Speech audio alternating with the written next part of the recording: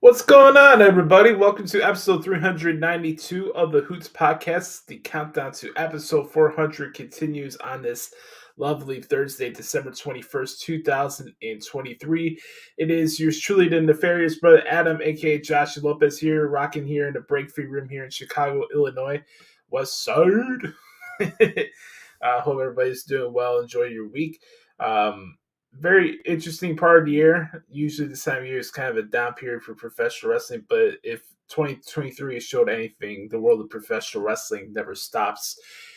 I want to give a shout out to Court Bauer because that's the first person I heard him use that line before. So shout out to Court and everything that's going on in MLW. Like I said, it's me, the nefarious for Adam, Joshie. I'm in good spirits, man. This has been a very, very good week for me. Mentally, emotionally, spiritually, et cetera, man. I've been able to have some nice reconnections recently with some people. Been obviously been focusing on my journey and my project of rediscovering myself and everything in between. Like you guys already know, I had a checkup appointment at my doctor's place on Monday, and I've lost 30 pounds in the last 3 months, which is pretty freaking cool. And yeah, man, I'm barely scratching the surface of what this is going to be like once I do reach my goal. But a lot of it in between is not just the workout stuff; it's just all the different changes within my life that I've been making. That's really been the most important thing that I've been tapping into, and just like I said a couple seconds ago, just really rediscovering myself. Besides that, man, I've just been really focusing on making sure that I continue to put out the best transcripts and the best play-by-play articles out there in the business. Still grinding when it comes to this show. Numbers are still going up. Now we're at 925,000 downloads. Folks, for those who are watching or listening to this, hopefully those on Spotify, because if we increase our Spotify listenership, we will have the opportunity to, get some potential ads. They say on Spotify for podcasters, you need to have directly 1,000 Spotify specific listeners. So for those who are listening to us right now on the beviest of streaming platforms across the world, if you're watching or listening to the Hoots Podcast right now, I just want to say first and foremost, thank you for giving the show a chance for the last 8 years. Or if you're just starting to catch up with us recently, I do appreciate the support. If you do want to spread the word about the show, all I ask is to share our Spotify link because that really helps us out the most. But also, you can help us out here on YouTube as well. We're 6 subscribers away from reaching 500 on YouTube, which is pretty cool. And like I said, literally 75,000 downloads and plays away from reaching a million. We're almost there, guys. Not only are we close to episode 400, but we're getting very, very close to hitting that benchmark that we've been shooting for since we started this show. And I just want to say thank you. And very grateful. Now, the million doesn't span the 8 years of this show, obviously. I only started putting this podcast up on Anchor, I think, in 2020. So it's been almost 4 years. And to even have that amount of reach in this time period with the lack of exposure, I guess, that I have, or the platforms, I'm very grateful, and I'm very grateful for each and every single one of you who've been part of this journey with me. So, like I said, man, to get the news that I got from the doctor the other day was very reassuring and validating to the stuff that I've been doing for these past 6 to 7 months, and steady momentum. I'm not satisfied. Obviously, that's not the goal where I want to be right now, but I'm just feeling like I was telling somebody really special this the other night. Like I just feel like really free with a lot of things in my life right now, and just trying to be present, in my life, and just trying to take things for what it is, and just really being heavily honest of what's in front of me. And I think that's very important. I think we kind of lose sight of that sometimes, especially for those who are on a weight loss journey or a spiritual journey, healing, or trying to pursue a goal in music, wrestling, life. I think a lot of us lose perspective and don't have our feet planted on the ground enough. And we just got to be focused on what's in front of us and take what's in front of us. I can't assume where things are going to go with a relationship, a friendship, work opportunities, etc. So I had to take it for face value and what's in front of me and go adapt to it from that moment on. And I just really am appreciative for what this journey that I've been on has taught me about myself. And you know, like I said before, I'm becoming a broken record with this, but like really right now, my main focus is really reshaping of what the next chapter of my life is going to be. And there's going to be a time sooner, much sooner, that Chicago is not going to be a part of that future.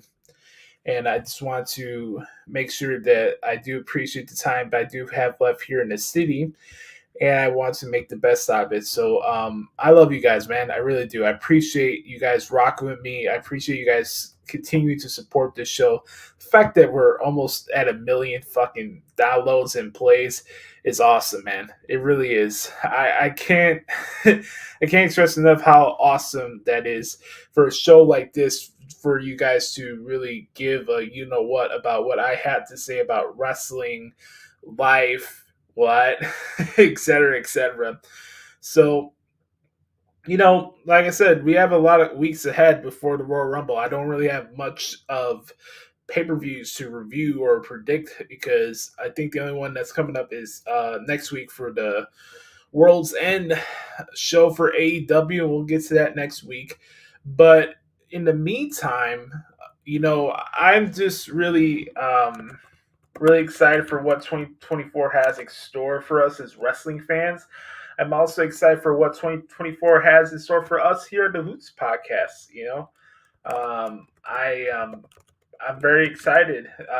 WrestleMania 40 should be a lot of fun, and I think we're in for a very special ride and journey here. So I'm really excited for what's going to come up on 2024. Honestly, you get the good with the bad. I think today's What the Hell's Wrong with AEW is going to be pretty legendary.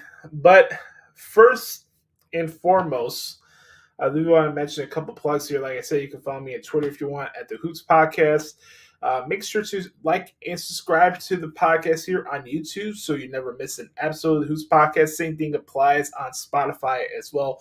If you could share those links, it really helps expand the reach of the show. Also, you can check out my transcript work at WrestlingHeadlines.com. Appreciate the guys over there for bringing me back. And you guys can follow my work there. All that being said, before we get to like this week in WWE and all our wrestling talk, there's a couple of things I wanted to share with you guys. But first and foremost, I got a nice little gift for you guys. So, it's very rare occasions and times where I get the chance to interact with really my main friends. I'm in a different dynamic than most people were. Like my close personal friends, for the most part, live out of the city. I don't have that dynamic here because most of the people I grew up with have started their own families. They don't live in Chicago anymore, and I just don't have that communication with them. But the people that I've grown and shared a brotherhood over these past 8 years, especially from this podcast, those times come when I do get to hang out with those people, those really mean a lot to me. And I got a chance to express my gratitude and share company with someone who's been a very, very important cog to what the Hoots Podcast has been since day one. And I know that the success, no matter how you want to measure the success we've had with this show, it's not 100% solely based on what I've done or brought to the show. It's not a one-man thing. The Hoots Podcast is not just a Joshie Lopez show. This show has worked due to the hard work for many other people who came here and had consistent time, even when we weren't making money from the show. taking time out of their schedule to be a part of this podcast and bring something different to the wrestling podcasting space. And you guys know that Brother Carter has been a big part of not only the show, but in my life as well. He's been very helpful in a lot of things when I was going through my healing process of having my heart broken and all that shit a couple of years ago. And just all good wisdom I've gained from Brother Carter over the years. We were talking about it the other day. Like, I've almost known for almost a decade now. It's just crazy. And the first time I got to hang out with him was in New Orleans for WrestleMania 34. And guess what, folks? We got a chance to reunite this week. We got to hang out on Tuesday. And Brother Carter mentioned to me that he was in town for a music convention and conference that was taking place at McCormick Place, which is a popular convention type of place. It holds a lot of events within the city of Chicago. It's literally across the street from where the Bears play. And Brother Carter was in town to take part of the festivities, and to see him reach out and say, hey, you want to come downtown and grab lunch and just catch up? I was like, why not? I haven't seen Brother Carter in person since almost 2019, I think, or before the pandemic. One time he came to the city, I hanged out with him downtown, and so it's really been a while. And honestly, I wouldn't say we lost touch, but obviously since Brother Carter has taken his hiatus from the podcast, since he moved to Arkansas, he started a new job where he's killing it with the University of Arkansas down there with his band, and recently married. Brother Carter has decided that his time would not be able to contribute to what he can and wants to when it comes to the podcast. And I completely understand that. I really do. That's never been an issue for me because I know what Brother Carter has brought to this show. I know that in life, times could come and go where you can't dedicate yourself to something. And look, life's more important than coming on here and pontificating about scripted wrestling matches and arguing like teenage schoolgirls over who should be booked better, blah, blah, blah, blah, blah, and all the ancillary shit that comes with the stuff that we talk about on these shows each and every single week. I'm not naive to the fact that life and family is way more important than this podcast. So it didn't bother me. It didn't affect my relationship or feeling with him. And it was the same thing with Adam. Adam had his decision that he didn't want to do the show anymore, and he didn't want to do podcasts anymore, and he wanted to focus on his stuff. And I respect that. And the same thing applies here with Brother Carter. So when he reached out, it was just really nice because I haven't had a chance to have like a deep conversation with him. Usually we would talk on like FaceTime or whatever here and there, but to have that face-to-face conversation really meant a lot to me, and to get to see his reaction to the progress I made with everything that's been going on, which was really cool. So I went downtown this past Tuesday, and we got a chance to reunite for a bit.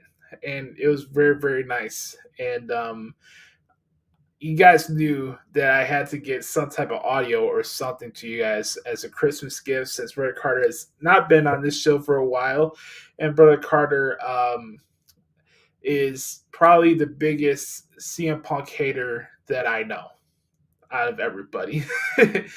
And I had to address the elephant in the room. I needed to see where his head's at with everything that's been going on recently. So I recorded this conversation with Brother Carter while we were catching up downtown in Chicago. And right now, I'm going to play a little mini Thoughts with Jericho for you guys. This is our conversation from when we got to link up the other day.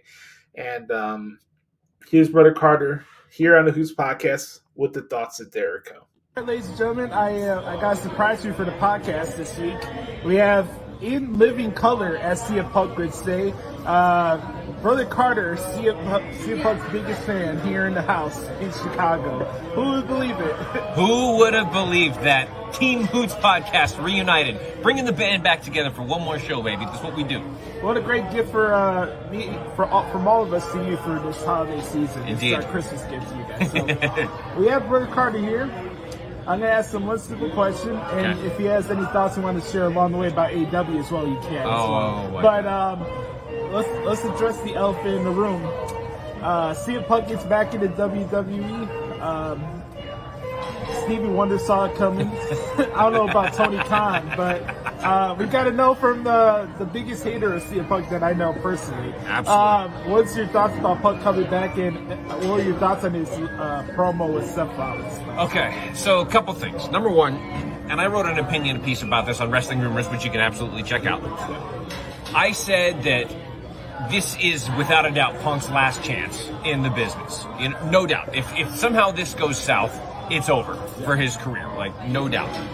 Now, I kind of see this two separate ways. Number one, I still hold a little bit of grudge because, like, of just how he walked out, and it just, and just all the stuff that was said over the past 5-6 years and all those different things. It was just, that still just doesn't sit right with me, as a wrestling fan and somebody who loves the business. Now, that being said, I think I'm willing to give it a chance, and here's why. Because I think when he got to AEW and just realized what a clown show that was, yes. and just, having to work with all of the morons and EVPs who are the boys, and, convincing this stupid billionaire to, pay him all this sort kind of money or whatever, and realize, he said it himself, he's old and he works with children. Like, so I think his time, I'm willing to give it a shot if his time in AEW made him realize, I had a really good thing going in WWE, and I love this, and I want to end my career the right way. And, my issues with the product are gone, because my issue was with Vince McMahon and how he ran the product, and now Triple H has proven that he's doing things a different way, a little more modern way, a little more contemporary way. So I'm willing to give this a shot and say that if Punk is mended his ways and he can just continue to do great things with competent people that know what they're doing, like with Rollins and with Cody, with Roman Reigns. The Roman Reigns Punk promo, if that ever happens, will be incredible with the wise man in the background. So I'm willing to give it a chance. I think it'll be great. His promo with Rollins was awesome. I mean, Rollins is one of the best, and I'm surprised they did it that early. I figured he would just come out and do a little bit of a stare down and then walk away, but the fact they got into it was cool. But I thought it was a great promo. I don't think we see Punk again until closer to the Rumble, but I thought it was a great promo from all involved, and I'm excited about it. Yes or no, would you have CM Punk beat Seth Rollins at WrestleMania this year? Yes, I think that's the right move. I think it's best for business, as they say, because Punk coming back and losing to Rollins just doesn't make any sense. And I think Rollins is enough of a company man and enough of a businessman to realize, yeah, that's probably the right move for the company and for the business. And if they want to put it on Rollins again a month later, fine. But I think Rollins has done all he can with the world title. But yes, I think that's the right move. I think CM Punk wins the World Championship at Mania 40. I want to throw a little throwback to our old Universal Chatter days, as we see in the chat box specifically. Yes. CM Punk, CM Punk. Shut up, Brother Adam. Shut up, Brother Adam. Since I came to your house for one time only, you better be careful. There might be a list that I still contain somewhere in the archives to say that, Brother Adam, you, sir, are on the list. All right, one last thought to wrap up 2023 and its mini thoughts of Jericho. Sure. Anything you want to tell anybody, AEW, anything that's on your mind, heart, and soul? Well, okay, so a couple things. Number one, it's good to be back. I'm sorry I've been away. Just life has been so busy and just stuff. I just haven't had a chance to, with the new bride and the new job and the new life, just haven't had a chance to contribute as much as I want to. So glad to be back for the holiday edition of the Hoots Podcast one more time. To all the fans, keep supporting the Hoots Podcast and everything that Brother Adam does. He does incredible work every week, provides the best content on the internet with the best segment in all of wrestling podcasting. And what the hell is wrong with AEW, otherwise known as what isn't wrong with AEW. I think that AEW is in its more trouble now than it's ever been in before, because the homegrown talents are realizing that, the megastars like Cody and Punk, Jade Cargill to an extent, are leaving and are being treated correctly over on the other platforms. So, there's Tony Khan can't take somebody like an MJF or a Ricky Starks or a Hook or an Acclaimed and make them into megastars. He just can't do it. And he's proven it that he can't do it with. He's going to give he's going to give everything to his boys, to his friends. Look what's happening with the company mascot, Orange Cassidy. All those, they ruined FTR. They took Edge and Christian, perhaps one of the biggest matches in the history of that company, and ended it with Nick Wayne's mom doing a run-in. That's all you need to know. So, to all of the AEW talent who has a hope in this business, get out while you can. And Tony Khan is a moron.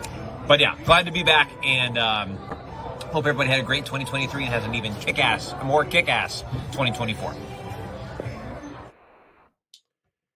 All right.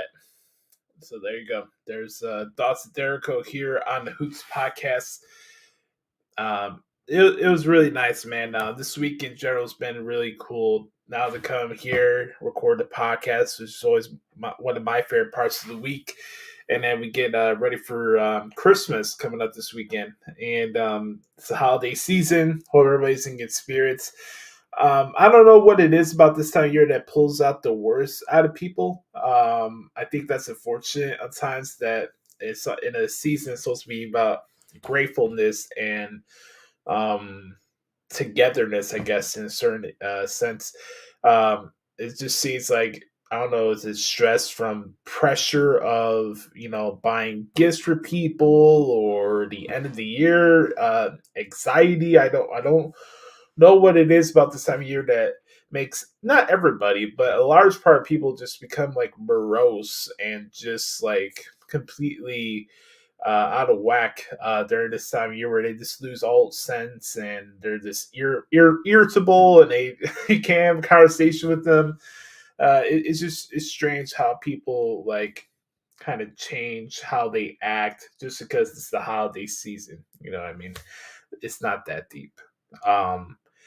Before we get to our first commercial break, I do want to play a couple pieces of wisdom for you guys. You guys know, for me, this is not just a wrestling podcast. The goal when we started the show is to make this enjoyable and insightful experience for everybody, and share. I want to share some wisdom along the way. If there's any way you can take away from the podcast, even if you agree or disagree with anything I have to say about the shows or anything like that, I want you guys to take some wisdom from my experience in life and things I see on the internet, on social media, that I think maybe they can help you out if you're dealing with a certain situation. Now, these clips are not applicable to what I'm dealing presently. Like I said, right now, if you ask me how I'm doing really, really well, and I'm really happy, and I really have nothing to complain about. I'm not mad at anybody. I don't have a vendetta against anybody. I have nothing to prove to anybody at this current juncture besides myself and the man upstairs. But outside of that, I really have nothing to be sad or mad about. I'm in a great place where I'm healed. I'm in a great place where I'm focused and driven by what I'm doing right now with this project and making sure we reach this goal with the podcast. And I'm just very cognizant of how I'm feeling within my heart right now. And I'm just in a good place. The other night I watched the Taylor Swift concert with someone special the other night, and it was great. It was a great time. So I want to share a couple pieces of wisdom for you guys here. And first one is about healing, and I want to play this for you guys. And I hope you guys like it and take some wisdom with it, if you will. Okay, just 1 second. I gotta find the clip here. There you go. All right, let's play this. I'll take my ugly mug off the screen so you guys don't have to see me. So let's play this first clip here about healing. You cannot heal from somebody that you are still closely attached to. A lot of us are foolish enough to believe that, this person that damaged me, this person that messed up my self-esteem, this person that makes me feel insecure, right? That I can heal myself while still maintaining contact and still allowing them to have full access to me. Doesn't work like that. If you truly want to heal, you got to cut that person off. And I know it's hard. I'm not saying it's an easy thing to do. Like, again, y'all got tenure, y'all got history, y'all got fun times. Like, it wasn't always bad. You see what I'm saying? But a lot of times that's what you be holding on to, nostalgia. When in reality, y'all are a long way from that. It done been toxic for a long time, right? You just stayed in it, holding on and grasping at straws of what used to be and what will never be again, right? So you got to be honest with yourself. Do I really want to heal from this? Do I really want to go out there and get better? Or does this suffice? You cannot heal. All right, that's the first one. And now here comes the second one here. Hope you guys enjoy it. Let me bring this back up here. Shucky ducky quack quack. All right, let's play this. Yourself is believing in you. Knowing who you are, what you're worth. Having an idea about it anyway. And willing to work towards that, to validate that reality. That's betting on yourself.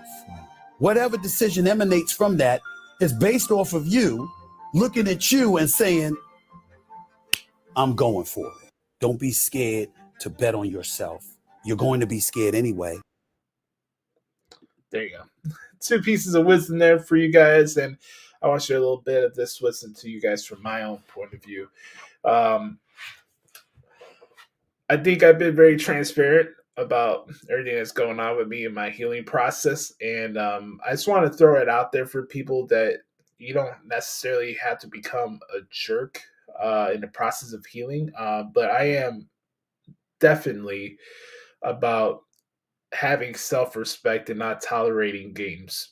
And for those that are out there that either got their heart broken or deal with rejection or any part of that aspect when it comes to the love stuff, I just want you to be very cautious, especially because more times than not, those same people who did you wrong do find their way to try to come back into your life. And I just want you guys to understand that you need to keep yourself grounded and not put yourself in the same position you got yourself into the first place. I think that's very, very, very important right now because, and look, right now, my focus is on me. My focus is on my purpose, and my focus is on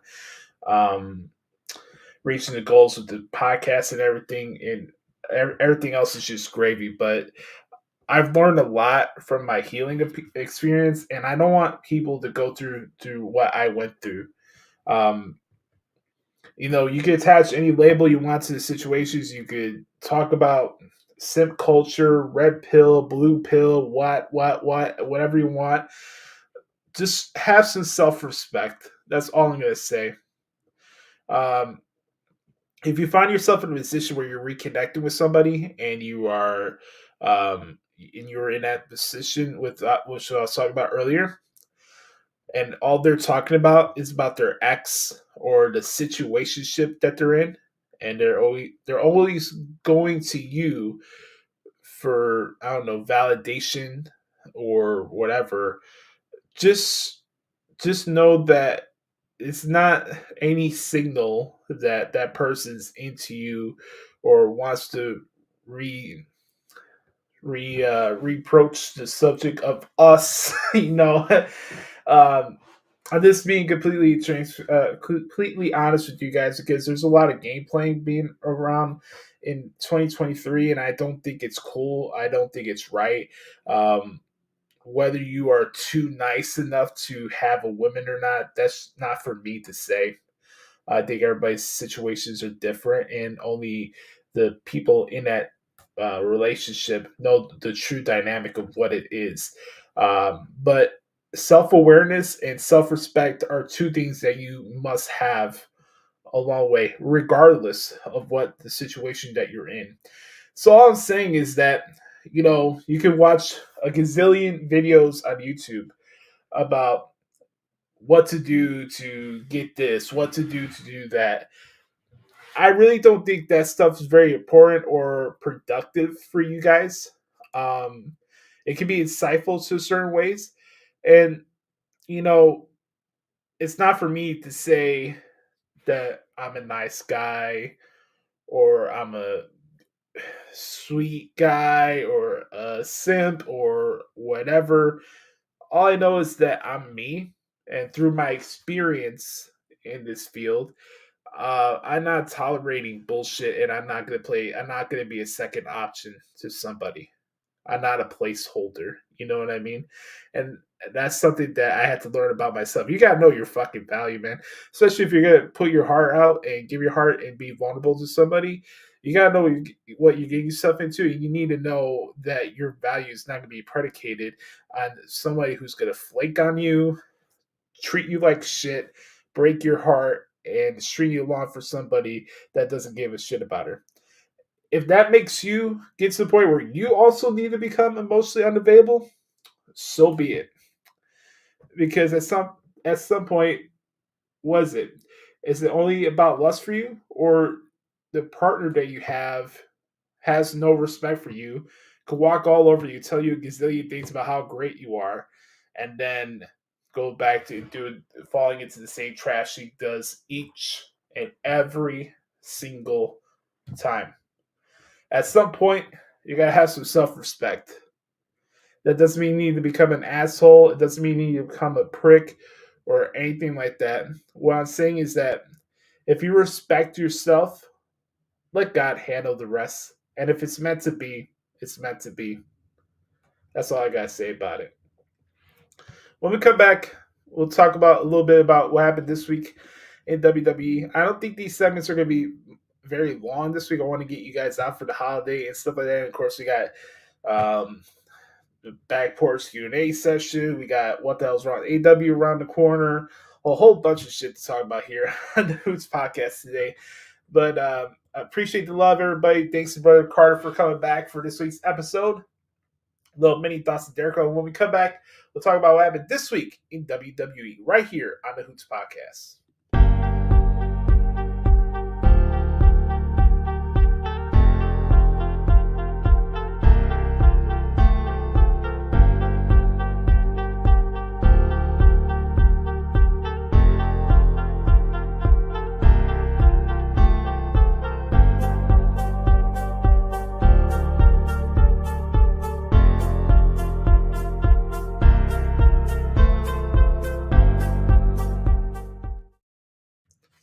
Welcome back, everybody, to the Hoots Podcast. I'm talking about what happened this week in WWE. Like I said, this could be a abbreviated edition of This Week in WWE. I'm just going to give a couple quick takeaways of the shows that I covered, and of course, knowing that next week's shows are going to be a best of and stuff like that. Don't worry, we will have a new episode for you guys next week. I'm not going to do wrong by you guys. I'm not going to half-ass it. I'm not going to do a best of 2023 edition of the Who's Podcast. My ego's not that big. What we're going to do is, for next week's episode, it's going to be a mixture show. Next week's episode is going to be, obviously, we'll do what the hell's wrong with AW because we got to do the preview predictions for World's End. So we'll keep that. But the main part of the show is going to be my thoughts on the outlook of wrestling in 2023 going into 2024. And then also, we're going to have another deep dive conversation about what this year's meant to me and let you guys in a little bit on my heart and my spirit. And I'm going to get real honest with you guys next week. Not that I'm never honest with you guys. What I'm saying is that we're gonna have a deep conversation. I've done this before. A couple episodes over the years where I let you guys in on what's going on with me, and we're just gonna have an honest conversation about what this year's been and everything that's gone on with this journey and everything. So we'll get into that next week. So next week it'll be a mixture of who is Joshie Part 2 and a state of wrestling a little bit next week. So I'm not gonna half-ass it and just do a best of show. I don't think it's right or fair to you guys. You guys here want to hear what I have to say about this stuff. So why not put out some new content, and we'll be there to help you guys out. So let's get into this, shall we? Let's start off with SmackDown this past Friday night in Green Bay, Wisconsin. Ugh, God. Who in the ever love wants to live in Green Bay, Wisconsin, man? Anyways, we had the return of the Tribal Chief. The Tribal Chief, Roman Reigns, had a conversation with Randy Orton this past Friday on SmackDown. Want to read a little bit of the promo here that went down here. It was very important with context. He says, Green Bay, acknowledge me. All right, shut your mouths now. I wouldn't have done that if you kept the booze down. Come on, it's the holiday season. I'm here to celebrate. It's promotion season because I'm a good boss. I'm a fair tribal chief. When someone's doing good, we let them know. If somebody's doing bad, we smash them, but that's not tonight. You know what I mean? So tonight, it's about one man. This man has bent over backwards. He sacrificed everything you can imagine over the past year or so. This man understands what representing our family means. This man understands what it's like to keep this family at the top of the mountain. God forbid anything happens to me. This is the man that's going to step up. He's next in line. No, this is not for Randy Orton. Hell no. This man is going to be responsible for this bloodline. This is the next tribal chief. Jimmy, join me in congratulating your brother, Solo. I love you. Out comes Randy Orton. Randy Orton talks about how for 18 months he's been thinking about how he would go about addressing Roman Reigns and the bloodline when he came back, and got to the gist of the fact that he wants to fight Roman Reigns at the Royal Rumble for the WWE Undisputed Universal Championship, just like everybody and their mother these days. So Roman, he gets into his bag of, you're nothing. You're not on my level. This is not 2007 anymore. Just being very, very disrespectful and telling Randy Orton, of all people, that he needs to go to the back of the line. And what I love about Roman, and I'm kind of like this too to a certain extent, especially for somebody that I have no respect for, I'll run you down with the best of them and laugh in your face. And here's the deal too: it's like he's telling him it's not 2007 anymore. And what I really liked about Roman Reigns' character, the whole tribal chief stuff, is that it's really the ultimate show of inner confidence based on merit, based on who you are as a human being, based on the shit that you have to overcome in your life. That's really what I really admire about Roman Reigns and the whole tribal chief character. Yeah, there's some false bravado. He's playing a character. There's the mob factor. There's these like tribalist characters that we've seen in movies before, so we know the gist of it. But really acknowledge me. For me, when I look at the acknowledgement part of what Roman Reigns is trying to express, I think he's doing it for himself. It's not really for everybody else to acknowledge him. It's for him to acknowledge himself. And I think that's shown over time, whether you want to believe it or not. Roman Reigns, for the most part, has been about himself and rediscovering who he is, because for a long time he was on his own once the Shield was over, and having to deal with sissy ass IWC marks who wanted to boo the guy out of the building every chance they got because of the comments that were made on a podcast. And now we just randomly hate Roman Reigns these days. And now here he is again. He's overcome another bout of leukemia, and here he is having the run of his career in his life. And damn right, if I got to where I want to go with my goals, damn right I would want people to acknowledge me. But more importantly, I actually got a acknowledge me hoodie. It's one of my favorite things to wear, because when I go downtown, I wear it with me everywhere I go. It's not in a braggadocious point of view. I'm not seeking attention. I'm not a clout chaser. I wear this hoodie as a reminder to myself that I had to acknowledge me. I had to acknowledge myself. I didn't do that for a long time. And this being completely honest with you guys, there's been a lot of times where I didn't acknowledge myself. I didn't give myself enough credit for what I could bring to the table. Pun intended. You know what I mean?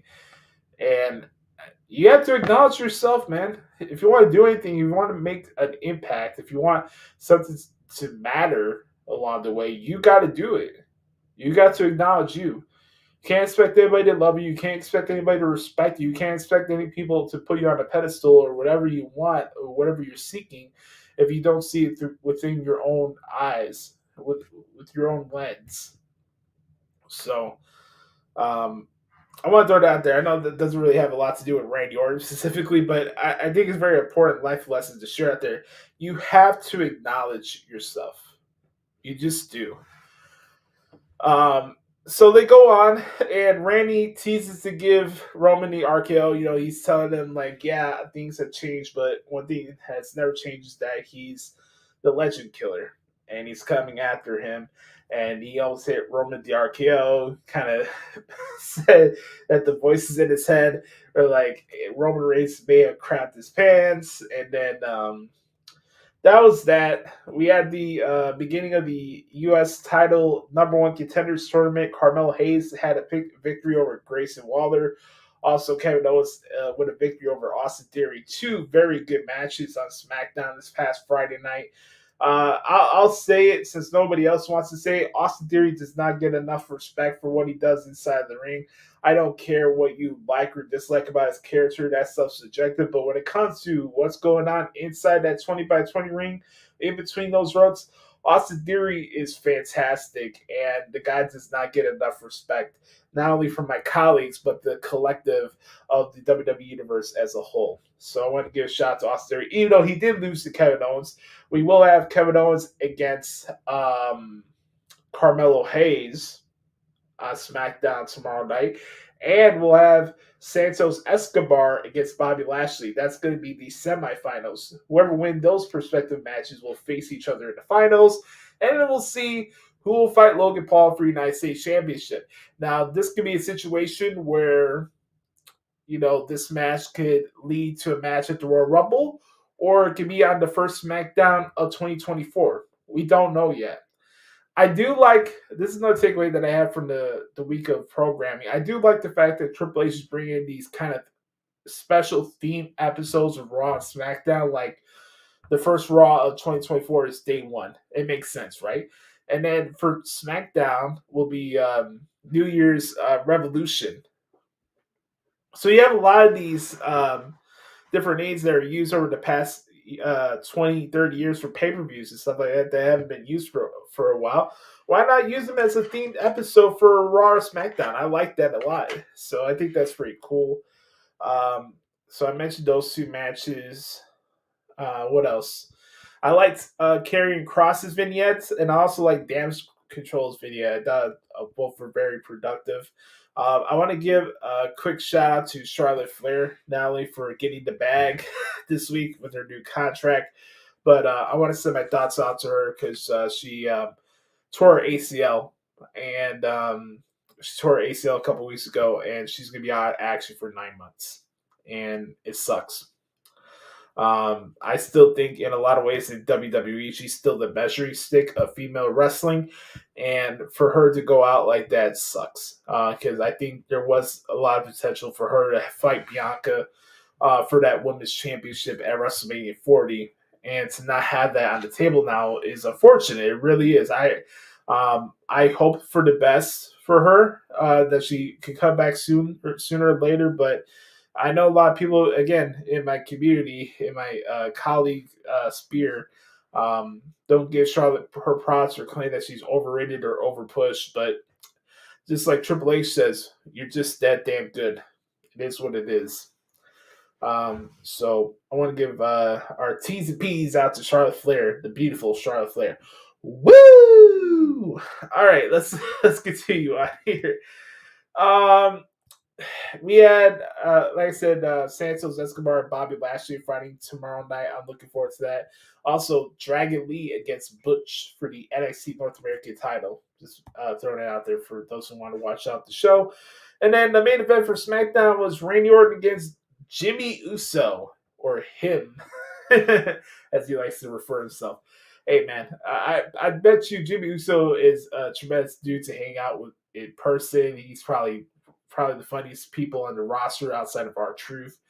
And he's just a good dude you want to hang out. He's just a good oos. Now he's obviously playing a bad guy character, and he's I think he's doing a good job. It's just the comedic timing and kind of the delusion within his head that's funny at times, where he thinks he's Himmy Uso. He thinks he's the next tribal chief, and you see the way he's saying off his like Jaguar the hell he was wearing in the ring during that segment with Roman and Randy. He's like, "Oh, you're gonna pick me, tribal chief," and then it's not, and then this dude's been eating RKO's for weeks now. He lost to Randy Orton. We had a brawl on the outside with LA Knight and Solo Sikoa. I forgot to mention earlier tonight, Jimmy asked Solo, "Hey, are we good? Is there any problems? Is there something that I should be on the lookout for?" And Solo's like, "No, you're fine. I'm your brother." Now he kind of left that open-handed, like we don't really know. Would I be surprised if Jimmy gets a boot from the Bloodline at the WrestleMania? We'll have to see. I do know for me personally, and I just I he's a trip, man. He really is. He is a special character.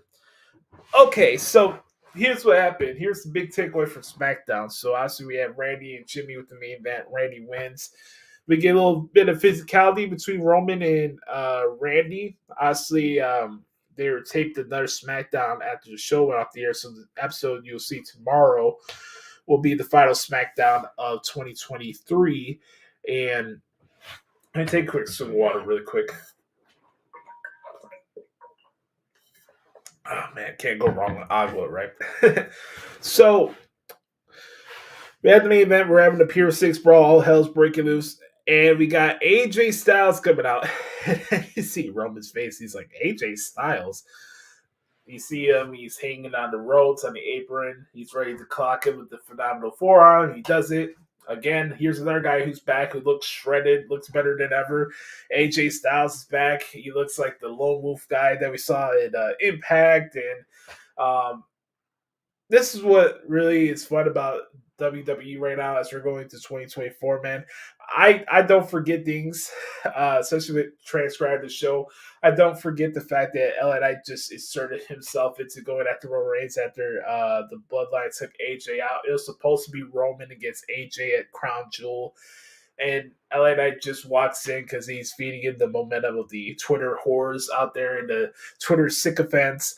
And he's basically stepped in line for going after Roman Reigns. And then not only that, look at, how they were having like the stare off once like Randy and AJ and him cleared the ring with the Bloodline.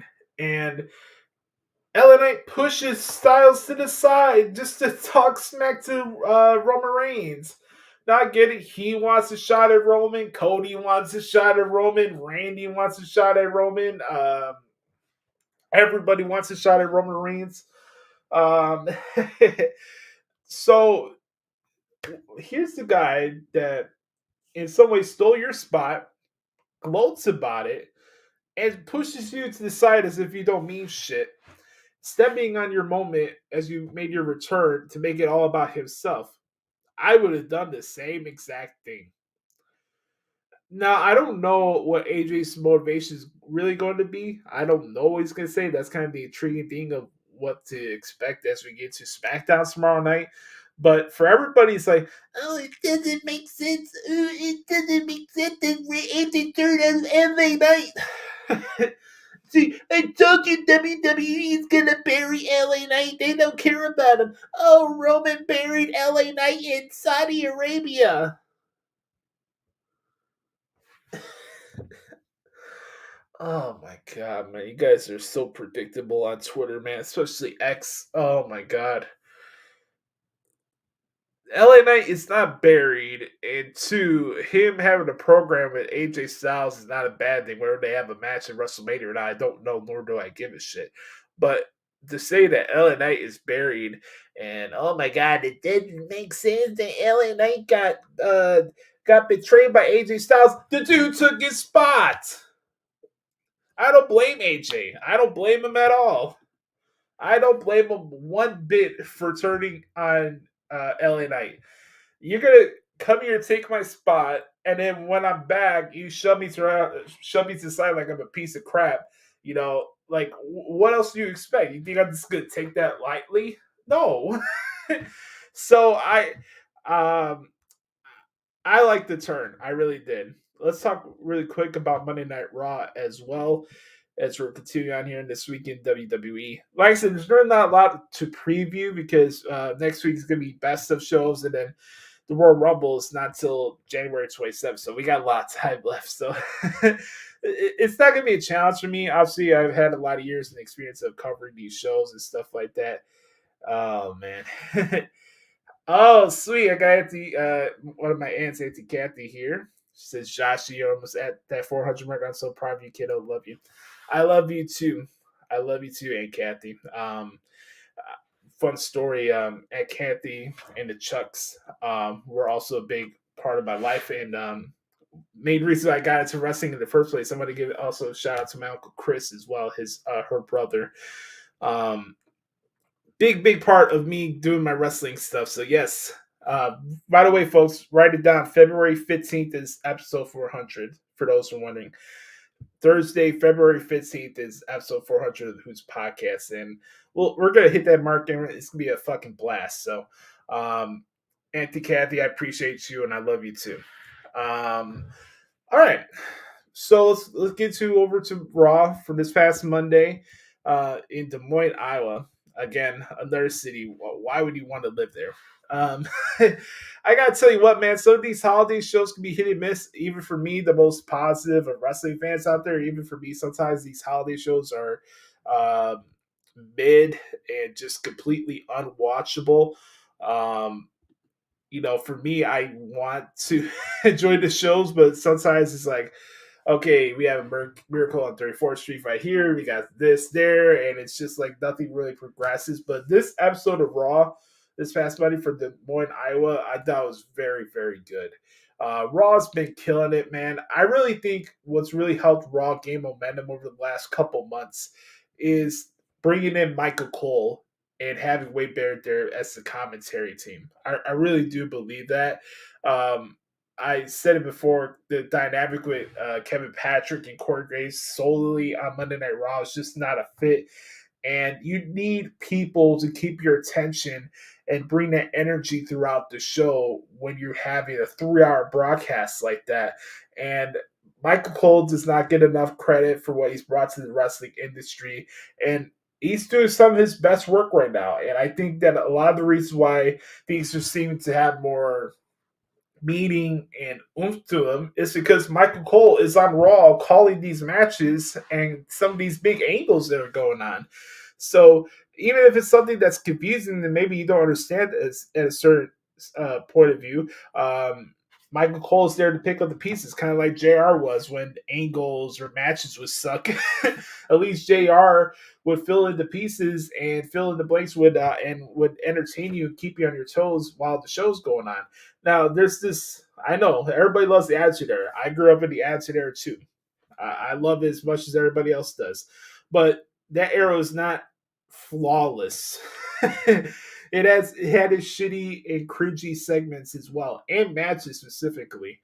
So I really think Michael Cole and Wade Barrett have brought a lot of good things to Monday Night Raw and keeping it fresh and keeping it moving. And that's just my opinion.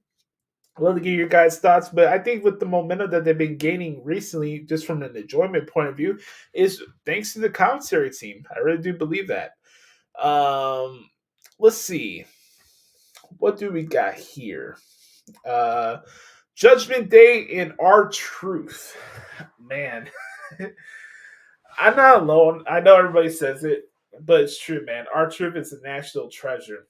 So, out comes the Judgment Day. Everybody's here to talk their shit. You know, Damian Priest wants everybody to rise for the Judgment Day. Finn Balor tries to do his fake tough guy shtick. I gotta tell you, man, Finn on the microphone just is not good. I'm gonna say it. I love him as a wrestler, and I think he does some cool stuff, and I think he's a cool dude. But as a promo, is hit and miss, whether he's a good guy or a bad guy. I just can't. I can't. Rhea Ripley, the rest speaks for herself. She's mommy. And then here comes Dominic Mysterio, Boo City, USA. R-Truth comes out. He's like, hey, man, I didn't know we were open the show. Like, what's going on here? So he's like, what's up? Welcome to Monday Night Raw. And then JD McDonough, they had the match where he advertised it's going to be him and McDonough in American 34th Street Fight. Truth, what the hell are you doing here? And Truth's trying to convince everybody still that he's part of the Judgment Day. You know, last week he had his initiation, I guess, and he's like, it crossed the line because he was hurt emotionally and physically. And he's like, Damien Priest, I know you didn't mean it when you said you didn't like me because I saw it in your eyes. And Priest is kind of channeling his own inner Jey Uso, trying not to break when Sami Zayn was part of the bloodline. And this segment was tremendous. And Tripp's just like in denial that he's part of the judge. He's still part of the Judgment Day, and it's like JD's like, "You're not part of the Judgment Day. This match is gonna happen right now." And Tripp's like, "Well, I'm not in the Judgment Day if I lose this match, but you're not in it if you lose this match either." So he's like, "This is a losers leaves Judgment Day match," and I'm just crying laughing at this one because this dude's a national treasure.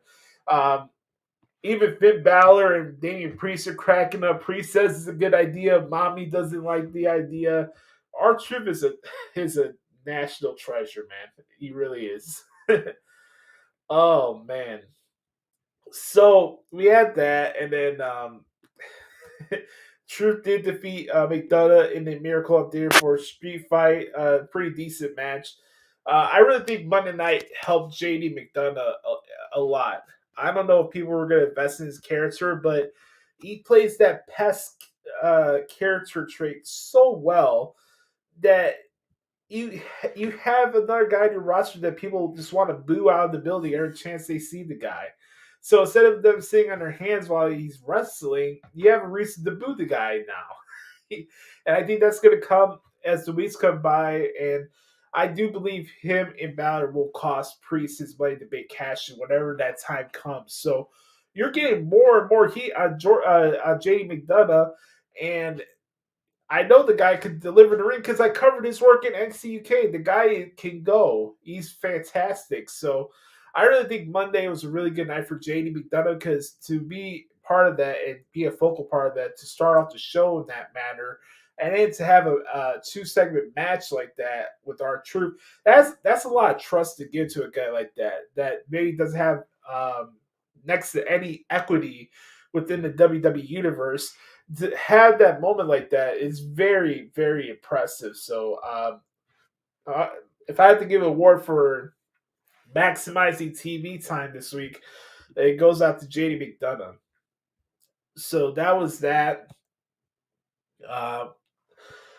Becky got to another back and forth spiel with Nia Jax. Nia is like, well, after day one, you're going to go be in the hospital with your little daughter, and she's going to be crying, saying, "Mommy, why are you uglier than usual?" So that caused Becky to get out of the ring. We're getting to the brawl. Lots of security guards out there in Des Moines, Iowa. I didn't know that it was that crazy out there in Des Moines, Iowa. So those two are scheduled to have their match at day one. No harm, no foul. It is what it is. GUNTHER against The Miz for the Intercontinental Championship. Oh boy, do I love being right sometimes. I'm not gonna lie. I won't say that I'm spiteful or bitter, but I love proving people wrong that act like their shit don't stink and like to pump out their chest that they're gonna be right about something with a take or whatever. And then when it doesn't happen, they just backpedal.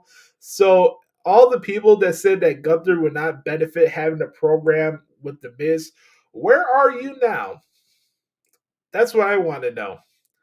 All these people, GUNTHER his title reign is going to be dragged down by having matches with little old Mike Mizanin because, The Miz can't wrestle. The Miz can't have a competent wrestling match.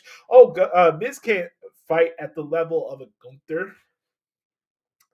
Well, believe it or not, we had one of the best title matches on TV this year on Monday. Funny how that works, right? Kind of like how I said that their match was going to be good at Survivor Series. But no, we still want to continue to discredit The Miz because he's been a loyal competitor in WWE for so many years. The guy still doesn't want. People still don't want to give the guy his flowers inside the ring, and I don't get it. I don't. Sorry that The Miz is not doing botched double stringboard reverse 450s to the outside like Vikingo. My God, what a dumb spot that was the other day. But I want to give some time to give a shout out to Gunther because Gunther won the Best Wrestler Award for the Busties, the Busted Open Awards. I watched it last night. Shout out to Busted Open. And he was on the show. And he was talking about the year he was having and his style and his belief in wrestling and stuff like that. And Gunther's the man. I think if you asked anybody, Gunther would be a wrestling promoter's wet dream. You know, the guy is a unicorn when it comes to professional wrestling, and the guy is fantastic. And Gunther was on Busted Open yesterday, and I want to play this for you guys really quick. And the question was posed to Gunther: who would he like to fight at WrestleMania in Philadelphia this year? So let's play this clip for you guys. I don't know if WrestleMania 40 is the time for that. We'll see, but I feel like in the long run, the one name I always bring up is Brock, because I feel like I'm the end boss to a lot of people, but I feel like Brock is somebody that perfected being an end boss, and I gotta prove myself with him in the ring too. So that was his thoughts there. Would you like to see Brock and Gunther at WrestleMania? And then here is what the reaction from Bully Ray, Tommy Dreamer, Dave LaGreca, and Mark Henry. I wish I could be a fly on the wall to listen to Brock and Gunther in the same room, because I love Brock's psychology because it's very unorthodox, but so is Gunther's. Oh my God! There's bro. also a saying in wrestling, you know, they say when you wrestle the Steiners or you wrestle Taz, tuck your chin. And I'd love for someone to go up to Brock and say, yo, tuck your chin. Wow.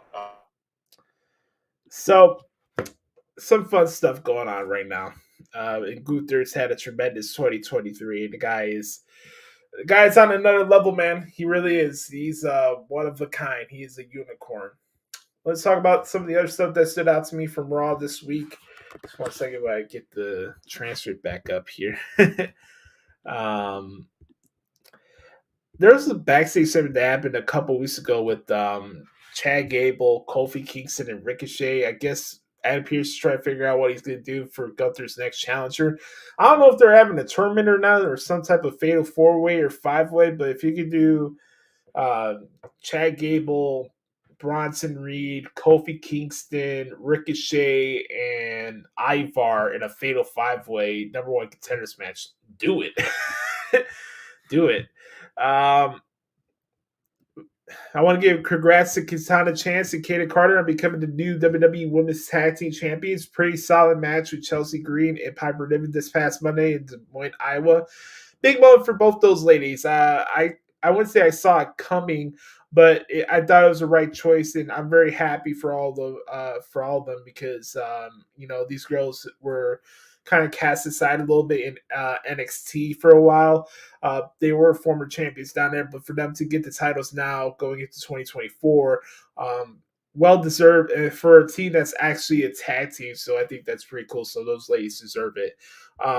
And besides that, the other thing I wanted to mention really quick from Raw was Seth Rollins and Drew McIntyre's segment. We can talk about who the devil is. We can talk about who's going to dethrone Roman Reigns. We can talk about if Cody's going to finish the story and all these other questions. What's next for CM Punk? All these questions in between. But is there anybody in professional wrestling that's doing better character work, maybe outside of Tony Storm, than Drew McIntyre at this point? Let me throw out that question out there. Drew McIntyre is killing it on all cylinders right now. He's must-see television right now. And the segment that he had with Seth Rollins on Monday was heart-wrenching, pulled at your strings. And these two are going to fight each other at day one on Raw, January 1st. And it's going to be dope. I really love this segment. If you guys haven't watched it, go out of your way to go check it out. I thought it was very, very good. As opposed to the title of this week's episode, the bummed out. I was not bummed out for for that segment. That was fantastic. And then the main event, the Creed Brothers against Judgment Day for the tag titles. I did not expect the Creed Brothers to win. I thought it would have been a little bit too early, but for them to have that opportunity like that, their first main event of a Monday Night Raw, this early into their run on the main roster, I think that's really dope. Those guys are killing it, man. I do think eventually they will need a mic piece, but their work inside of the ring speaks for itself. They're fantastic. I knew that when I was covering their work in NXT, so nothing they do surprised me inside the ring. I thought the chemistry they had for it being their first match with the Judgment Day was very impressive, and I would like to see that again. I don't know if they would have a rematch at the Rumble or Day One or whatever, but I do think eventually the Creed Brothers will become the tag team champions. It's going to be very interesting what's going to happen with the tag team titles once the titles get off the hands of Damian Priest and Finn Balor. I believe my buddy Andrew Bay Dallas said that new tag titles were made for both brands. I don't know if that's true or not, but let's see when that time comes around. So that was Raw. That was SmackDown. Really quick from NXT this week, we had Tiffany Stratton and Fallon Henley kicking off the show. Fallon Henley got a victory after this happens sometimes, and it's hard for me to transcribe. I'm not gonna lie, because sometimes you have a roll-up exchange where they're just going back and forth, and then some way somebody shifts their weight, and then that's how they get the victory, and you really don't know which cover that is. So it's a guessing game at times. But I thought Tiffany and Fallon Henley had a really good match, and I'm impressed by Fallon Henley. I think she has a bright future ahead of her. She's getting into her character work. The people in NXT seem to enjoy her. I saw her work in AEW, so to see the growth and improvement she's made over the last couple of years so has been very impressive.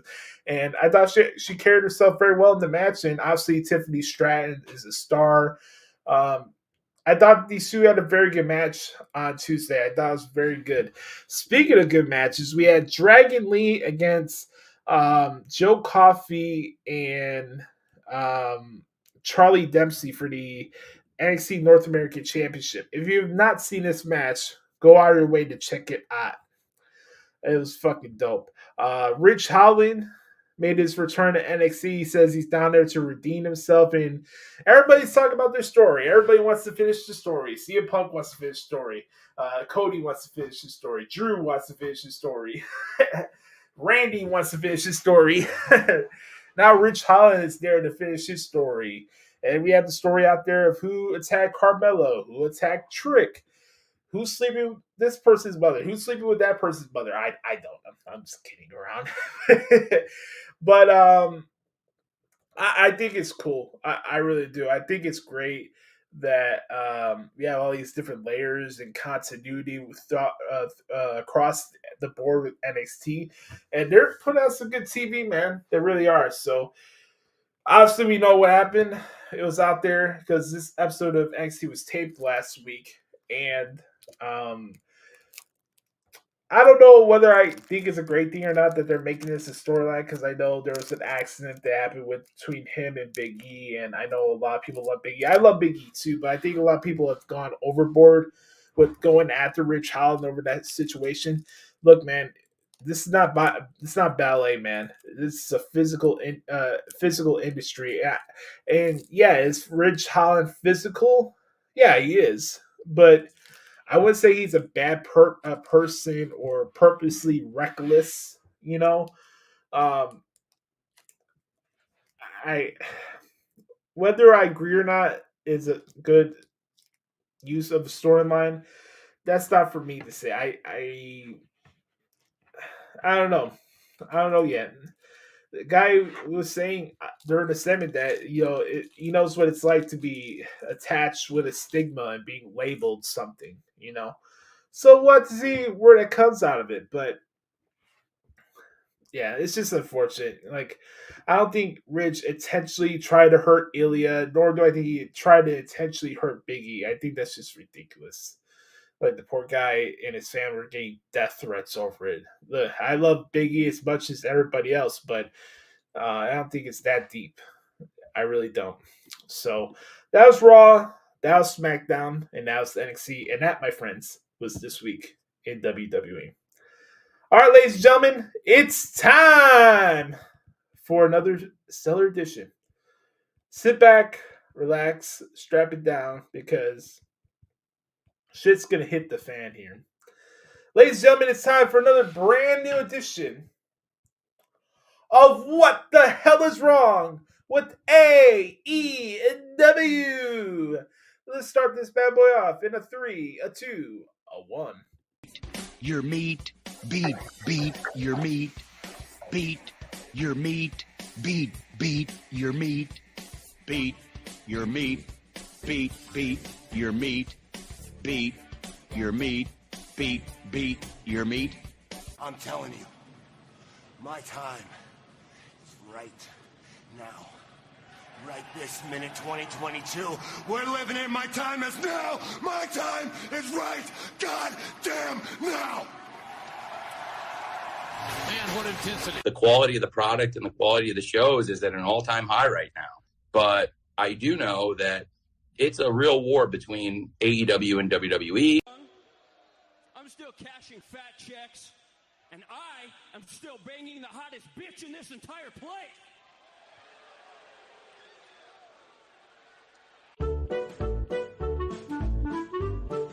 It's time for What the Hell is Wrong with AEW? Everything!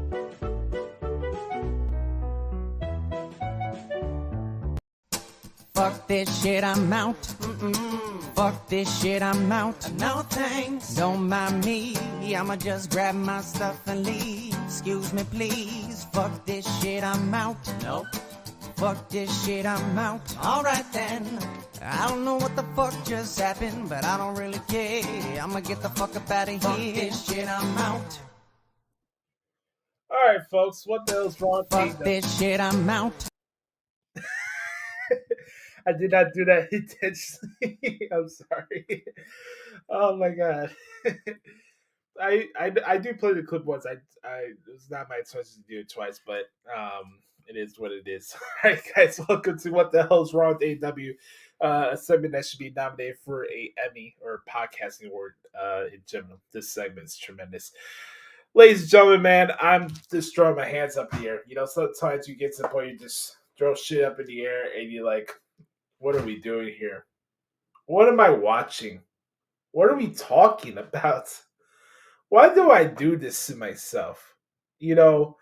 All these different questions that come within my brain threshold as I think about a company that's run by insecure twat who's a son of a billionaire who owns the Jacksonville Jaguars and Fulham Football Club and True Media and everything in between under the sun, with this fucking nepo baby twat who's so insecure within his own skin that the only source of validation comes from the lowest common denominator of professional wrestling fans and the puppeteer of the wrestling echo chamber, Dave Meltzer and Brian Alvarez. This dude is so fucking pressed about how people feel about his promotion and this woe is me bullshit. The same guy who went out of his way to cut a promo to promote Rampage saying that there's only room for one Khan in the wrestling business. And him being the Forbidden Door. Did anybody forget those shitty Telegram ads that he was doing on Impact when him and TNA were supposedly working together and being a partnership in the Forbidden Door through Impact? Am I the only one that put a blind eye to see the bullshit that was going on there between him and Impact? Why I never bought the whole thing about the Forbidden Door concept. The Forbidden Door is a grab-ass promotional campaign to make AEW look bigger than what it actually is. That's what the Forbidden Door is. New Japan is not in a better state than it was working with AEW. In a lot of ways, I think New Japan has regressed since the partnership. I really do believe that.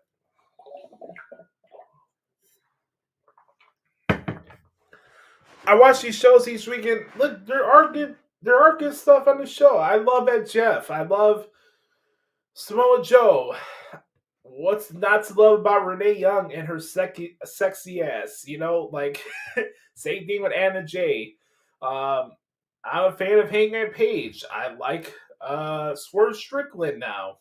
Swerve when I drive.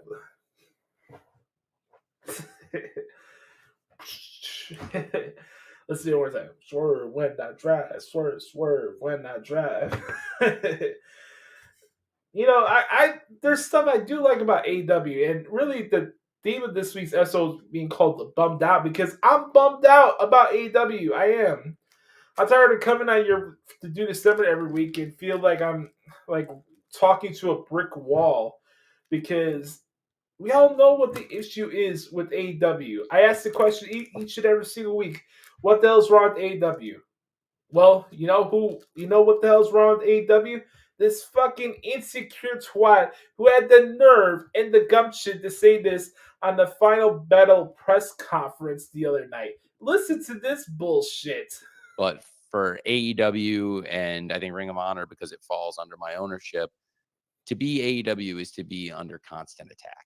You do a great show and the next day somebody's saying something negative. You do 5 great shows in a row. Somebody says something negative. You break the ticket record for the most tickets ever sold for any wrestling show in the history of the world, and somebody has something bad to say about it.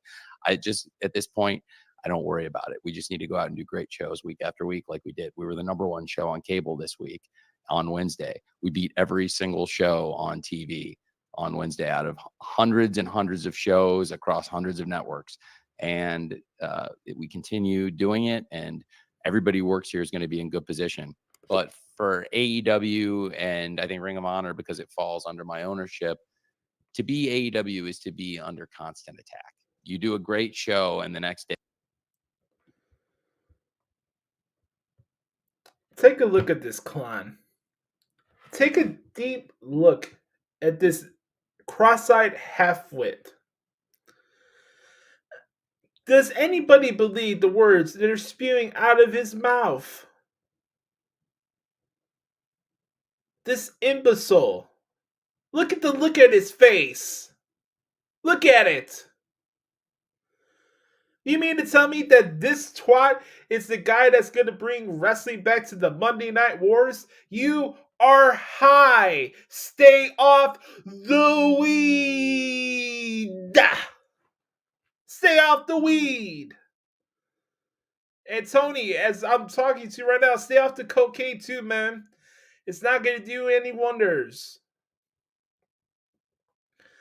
Oh, to be AEW is to be constantly under attack. Oh, I wonder why the same promotion that felt that they needed validation by running down other wrestling promotions, right?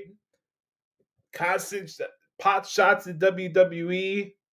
Thinking that your guys' shit don't stink.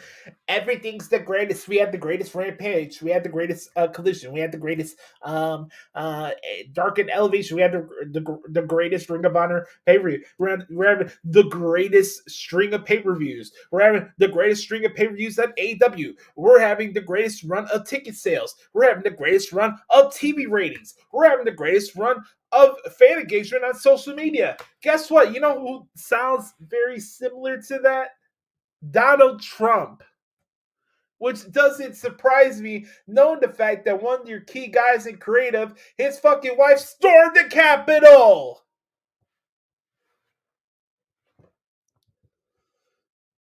Oh my god, man. I promised myself that I was not going to pop a blood vessel before Christmas this year. But this cross-eyed halfwit drives me to no end. Look at his face. Woe is me. Oh, to be AEW is to be under attack. Mister, I plea for attention to be the Booker of the Year, calling Triple H and Shawn Michaels bald assholes. The same guy that said, I'm not gonna take this fucking shit. You are a hypocrite. You are delusional. You have no self-awareness. You are the reason why your promotion is going down the drain. Every bit of skepticism and criticism that's coming to your way, Tony Khan, is justified. Mr. Justified, this is awesome chance. Justified, fight forever chance. Justified, shut the fuck up. How about that for once?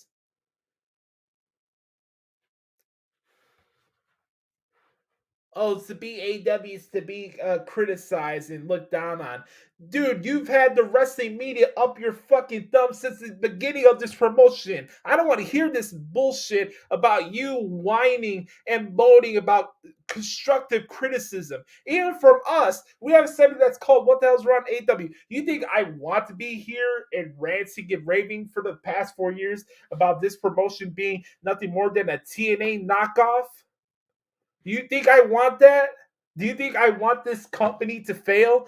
Do you think I personally want AEW to die and countless people lose their jobs just because it's not the WWE? No.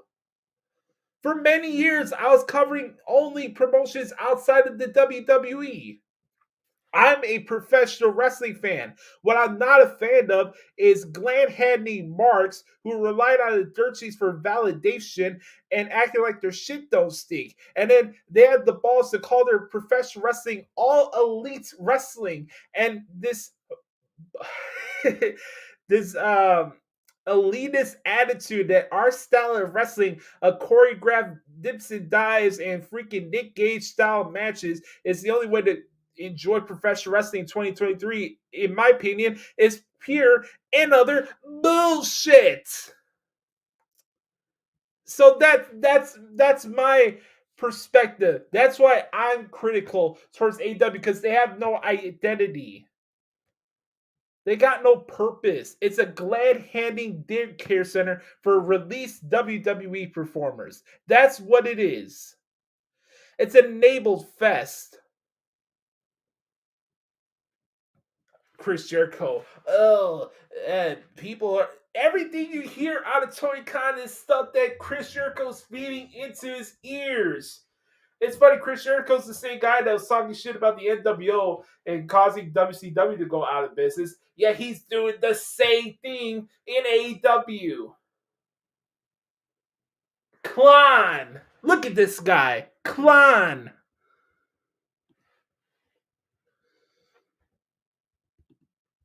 I go look at the show last night. Okay. Roosh and Swerve have a good match. Oh, we have the Continental Classic. We're having good matches each and every single week. Great. What else? The best part of your show last night was Tony Storm doing color commentary with your team of commentators who have done next to nothing to grow your promotion since day one. So I need to understand for myself here, what are we doing here? What's the purpose? Using a Ring of Honor Final Battle press scrum to think that this was not going to come to my direction because I did not cover the show. It's just funny. It shows how unrealistic he is within what's going on in the walls of his own company. I'm not wishing for AEW to be removed from Warner Brothers Discovery. I'm not wishing for AEW to die. I don't want it to go away. I want it to be good, but I want something freaking competent to run this promotion. If you're going to be a real alternative, be an alternative.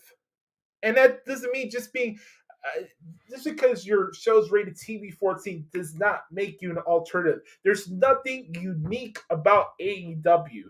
There's nothing unique about it. I seen the style of wrestling. Orange Cassidy was already doing his shtick before AEW was a thing. So I want it to be good just as much as anybody else. I really do. I want it to be successful. I really do. But this dude continues to get in the way of his own promotion. So I ask the question every week, what the hell's wrong with AEW? It's the promoter. It's the glad-handing subscriber of the Wrestling Observer newsletter. That's what's wrong with AEW. Yeah, we had more matches in the Continental Classic. Great. Jay Lethal and Mark Briscoe. Jay White defeats Jon Moxley. Now we have to have a triple threat match where the winner of that match goes to the semifinals. And we'll find out who's the representative of the semifinal from the Blue League in this cosplay version of the G1.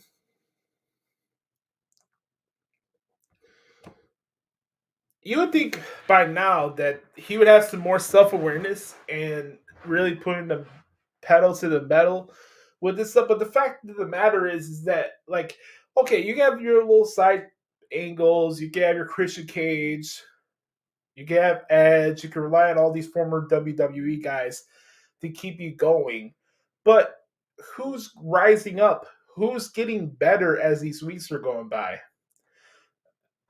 Yeah, I'm happy for Swerve. He's on the roll of his career right now, and I'm happy for him. I really am. And I'm not saying that in a disingenuous manner. I'm very happy for him. I want him to have fun. I think he's doing some of the best work of his career right now. So the issue I'm having here with this whole situation is just that just shut up and be an alternative. I'm just really tired of the woe is me stuff and, oh, everybody's out to get me. Yeah, I talk shit just to promote Rampage and Collision. Tony Khan, man, you got to pick a lane, man. You really do. You need to pick a lane. So let's continue on here. We had MJF and Samoa Joe. We had these Mickey Mouse goons, Retribution-esque goons coming around at ringside. We'll figure out who the devil is this time next week, hopefully. But, you know, Samoa Joe's accusing MJF for being the devil. I like the backstage that he had with Swerve Strickland. I thought that was fine. Is he the devil? Probably not. But at this point, does it really matter who the devil is at this point? Like I said last week, who cares? Roderick Strong, Commander, that was a decent match, but it was just a match. There really wasn't any purpose to it. I really like I said, I like the prepared statement from Christian Cage. I thought that was funny. So we'll hear what he has to say on Collision this week. But that was that. That was Dynamite for you. Just another show from Oklahoma. And by the way, I want to give a shout out for JR because I thought he looked and sounded fantastic last night. I know this year's been very difficult for him from a health point of view, and he hasn't been able to do what he wants to do. But it's great to hear him back, and JR is the reason why I got into wrestling in the first place. So I'm just glad that he's in a better place right now and that he's recovering, and that's what's important. So props to JR, and our thoughts go out to Kenny Omega as well, who's dealing with this diverticulitis. That's not something to laugh about. It's a serious issue, and I hope he has a speedy recovery. So shout out to JR and shout out to Kenny as well. On that note, let's do the Excrement impression before I do pop a blood vessel. Let's do this. All right. Let me pull up the World's End card as well. That's very important. You need to have that information for the masses out here. All right, here we go.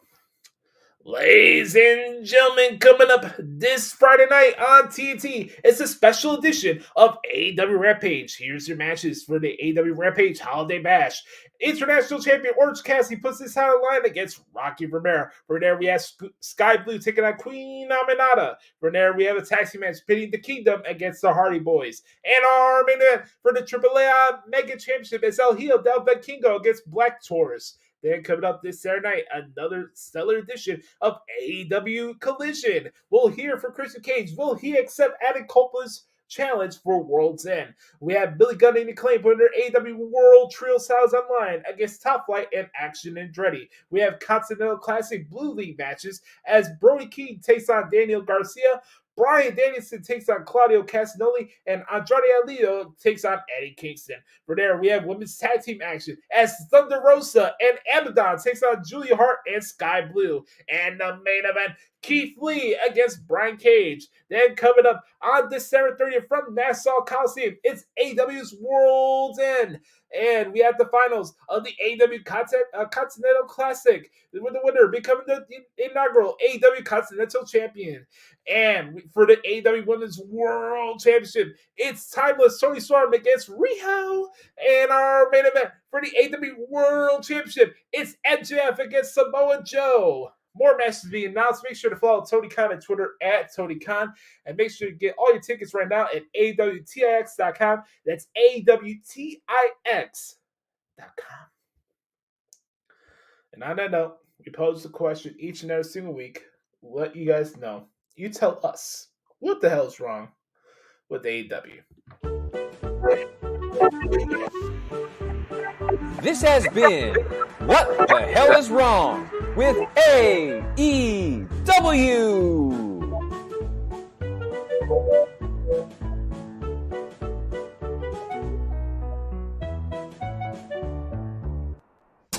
Fuck this shit, I'm out. Fuck this shit, I'm out. No thanks. Don't mind me.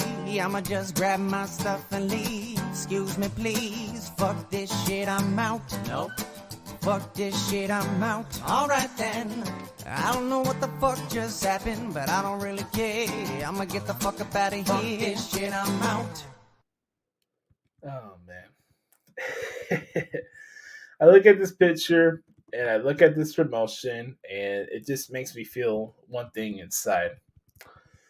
AEW makes me feel bummed out. It makes me feel bummed out. Once again, AEW makes yours truly bummed out. So I hear I missed 3 overtimes. Is that right? But we did win. That's all that matters to me. You bummed out you didn't get to see it? I'm bummed out. I'm bummed out. Yeah. I'd say. The biggest impact. It came to his house for this? Had to.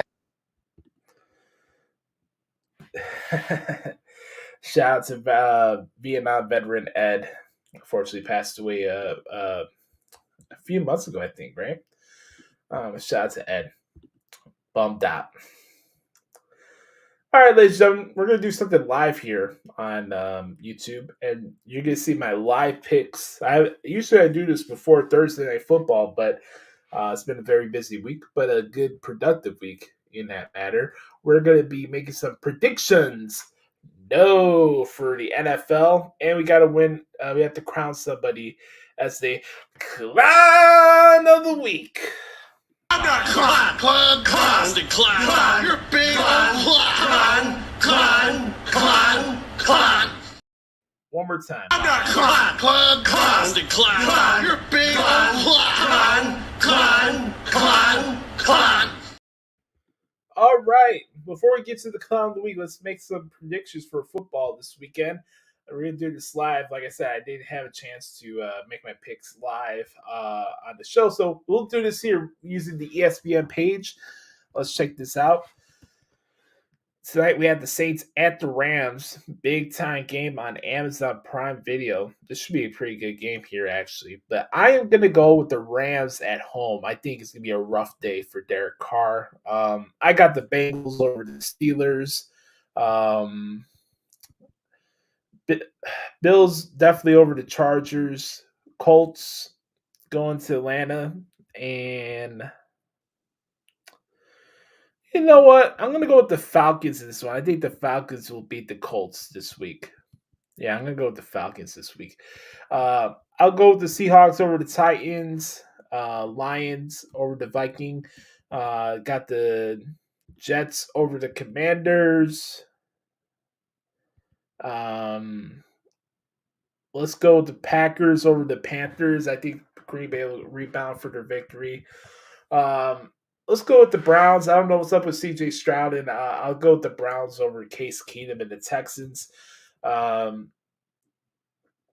go with the Jags. I want to pick the Bucks, and I want to give a lot of credit for Baker Mayfield for beating the Packers in Green Bay last week. That made me happy. So anytime the Green Bay loses, it's good for yours truly. Cardinals at Bears. I'm going to go with the Bears in this one.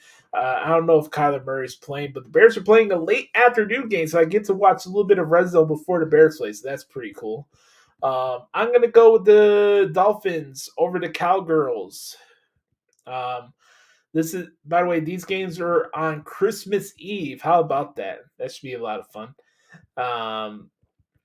Patriots against the Broncos. I'm going to go with the Broncos in this one. That's going to be on NFL Network. That's the primetime game there. And then Monday, we had two Monday night. Oh, not one, two, but three Christmas Day games on this. So I got the Chiefs over the Raiders, Eagles against the Giants, and then 49ers against the Ravens. That one should be a fantastic slate on Christmas Day. But yeah, I'm looking forward to it. It should be a good weekend of football and time with the family and stuff like that. So those are my picks for week 16 of the NFL season. Now, as far as the clown of the week this week,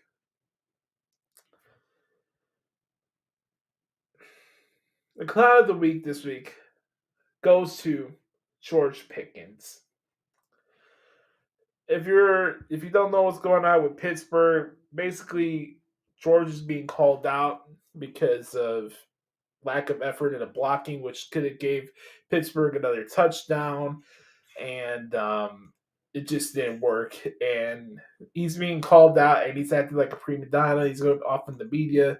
George Pickens, you are heading down a bad slope like Deontay Johnson, and you, my friend, are a CLAHN. I want to put the state of Florida as the clown of the week as well, because we should not be arresting people for weed in 2023. Leave Liv Morgan alone. It's not like she's trying to distribute weed to other people. It's her own prerogative. Now, I don't smoke weed, but I'm not going to come here and pass aspersions on people who do smoke weed. If that helps them out from a medical point of view, great. If you're not doing life-altering injury to yourself, life-altering harm to yourself, then that's fine. Like, I don't have issues with people who do weed. What I'm saying is that Florida, man, with the stuff you guys allow down there and the stuff that you guys tolerate and let this fucking clown, Ron DeSantis, make your state look like a World War country, like Florida, get your shit together. So the state of Florida, you are the clown of the week. And on that note, we got one more segment to do here on the podcast this week. It's called the Back Porch Q&A session. We got questions this week, and we're going to answer them right here on the Hoots Podcast in about 30 seconds.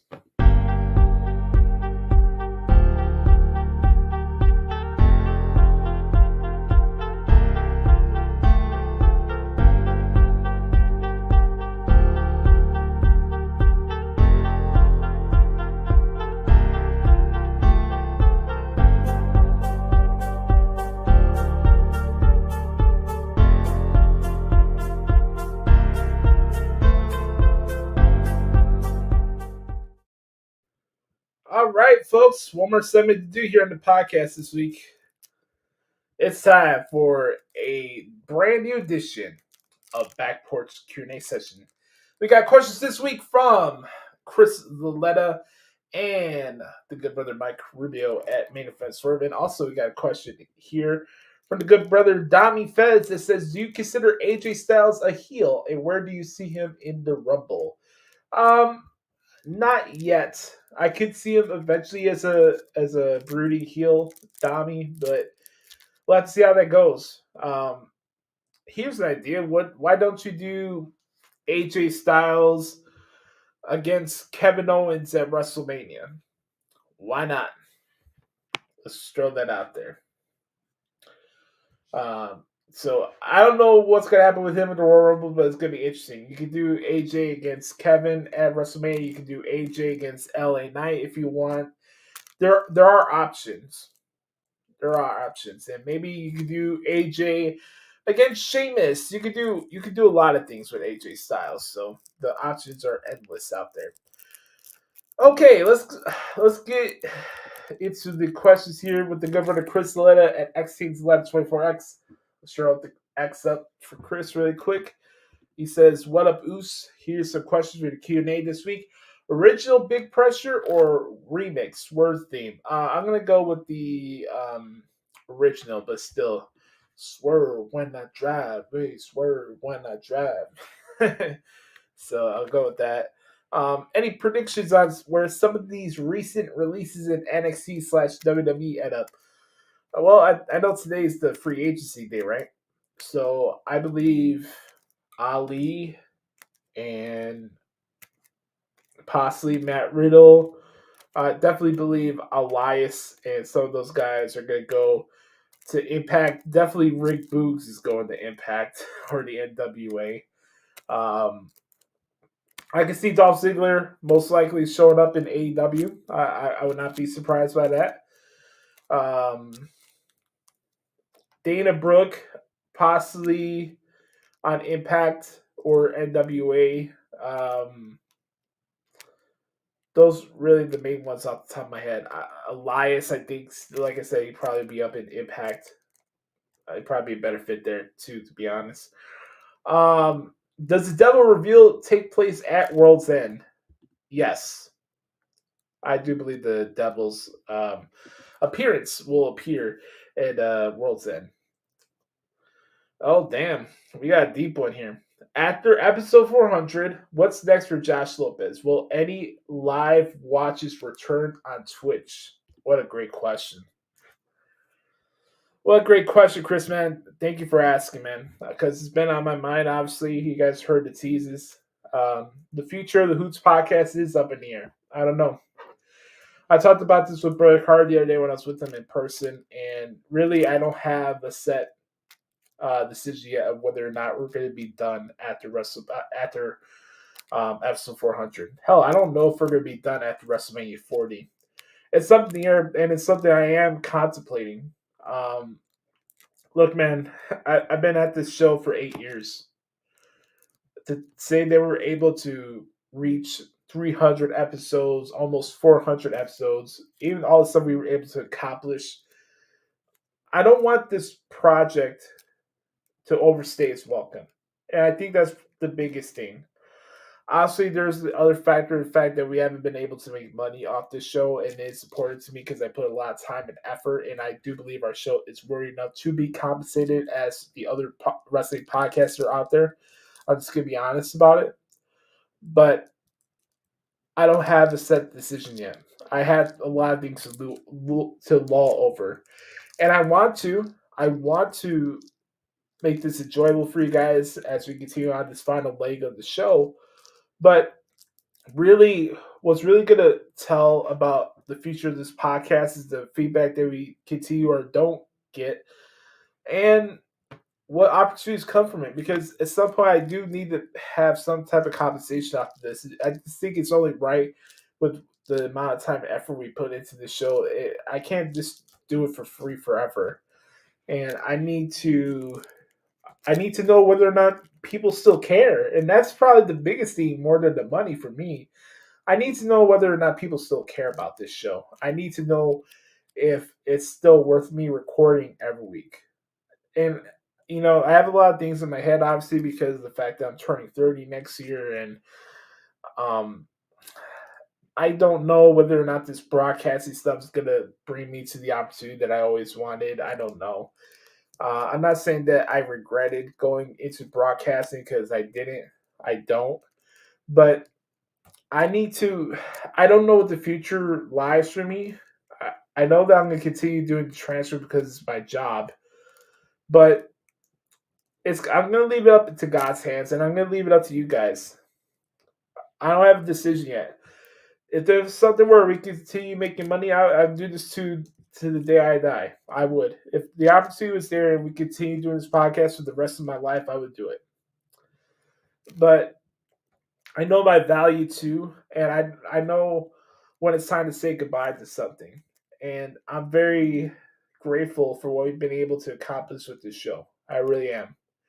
And I'm so grateful for each and every single one of you for making it what it's been for the last 8 years for me. And all of you. I don't want it to go away. I don't. But I have to be realistic with myself as well, you know. So I don't want this to go away. But if people are going to continue to show that they don't care and nothing is growing out of this, if no opportunities come out of this, then why am I still doing it? It's up in the air right now, Chris. I don't know. I don't know if I should continue doing it after episode 400. I know it doesn't make sense to stop your show completely on the road to WrestleMania 40, but even once we get past that point, do I still continue on? We'll see. If you had one whole day to go back, rewatch any matches or pay-per-views, which one would be the ones? I'd probably watch like WrestleMania 22. I probably watched Money in the Bank that I went to in 2011. I watch ECW One Night Stand in 2006. I would watch like SummerSlam 2002. I'd probably throw in a couple Wrestle Kingdoms here and there. And then maybe just watch a bunch of different promos and stuff along the way. Those are probably the ones off the top of my head. Do you listen to Christmas music during this time of the year? Oh, yes, I do. Not crazy about it. I used to play a lot of Christmas tunes when I was a kid, and I was playing like in concert bands and stuff like that. But you're not hearing me rock out to "All I Want for Christmas."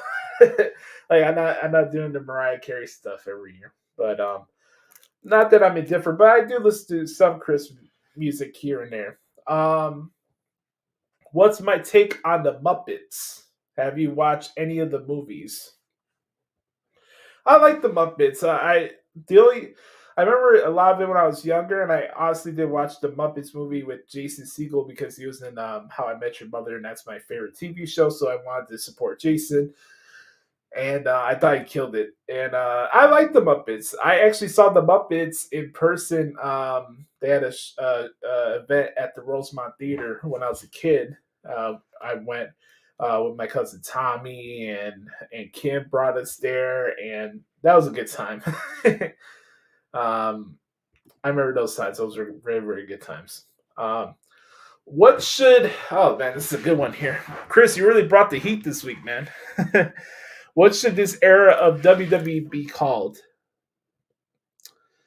What should this era of WWE be called?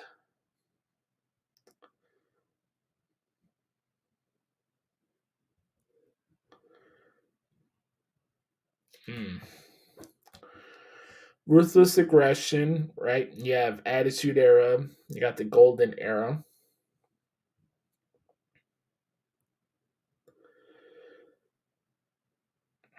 I think it has to do something with Roman, right?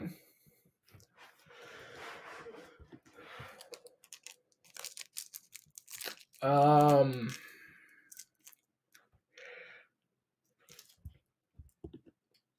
Rise of Acknowledgement. Sorry for the dead air there, but it's hard.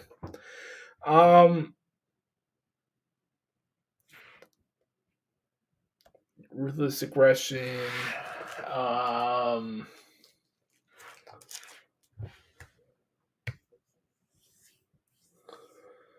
Damn. I'm stumped here, man. I really am.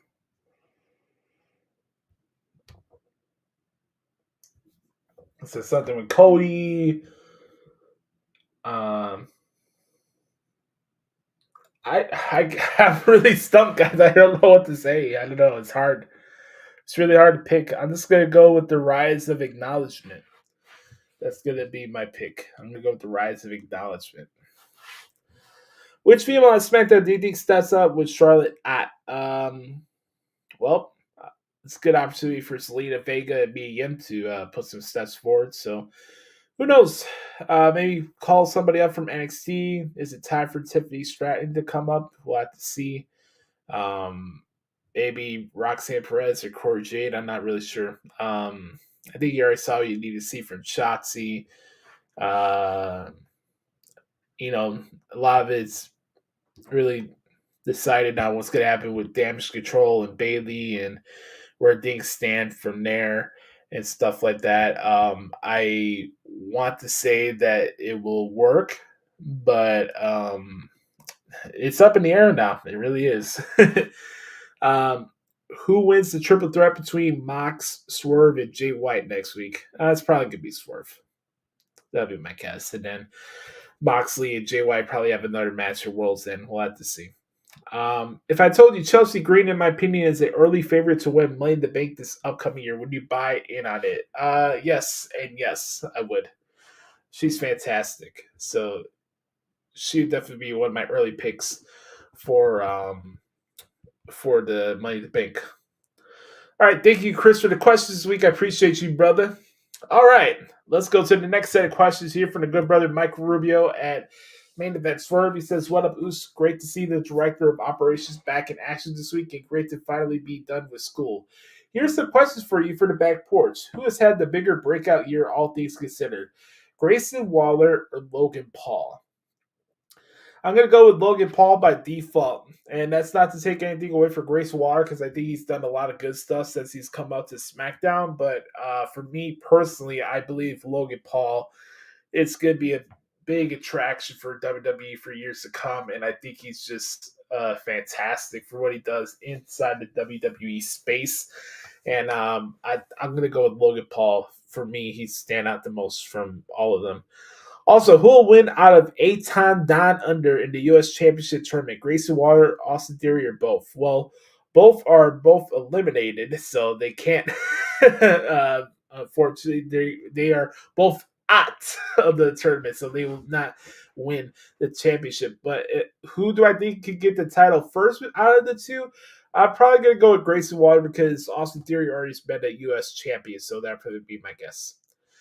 Did Green Bay suck as a crowd, or is it the somewhat lackey reaction show that WWE needs more story and building to introducing Melo?